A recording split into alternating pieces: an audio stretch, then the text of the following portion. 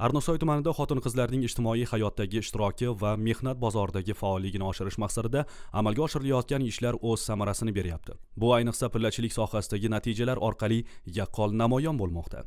Joriy pilla mavsumida tumanda 2403 nafar xotin-qizga 1364 quti pilla tarqatildi.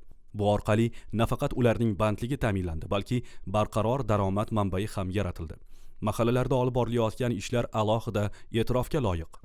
Tinchlik mahallasidagi 120 ta xonadonda 323 nafar xotin-qiz 93 quti pilla parvarishlab, hosilni yig'ish-terish ishlari bilan band. Joriy kunlarda Al-Abbos pillani qayta ishlash korxonasi rahbari Xolixon Boboyeva hamda Arnasoy tuman hokimi o'rinbosari, tuman oila va xotin-qizlar bo'limi rahbari Gulzoda Haydarova mazkur mahallaga tashrif buyurib, pilla terimi jarayonida bevosita ishtirok etdilar. Ular Tinchlik mahallasi faollaridan biri Xurshida Yo'ldoshev xonadonida bo'lib, uning 2 quti pilla parvarishlab, yuqori hosilga erishganligining guvohi bo'lishdi.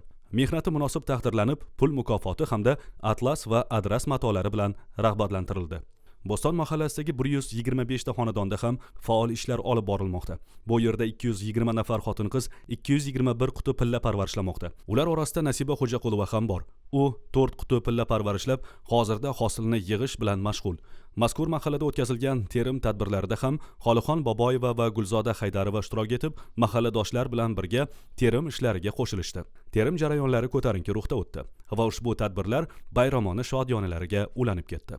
Tumanda pillachilik sohasida erishilayotgan bunday yutuqlar xotin-qizlarning iqtisodiy va ijtimoiy faolligini oshirishga xizmat qilmoqda.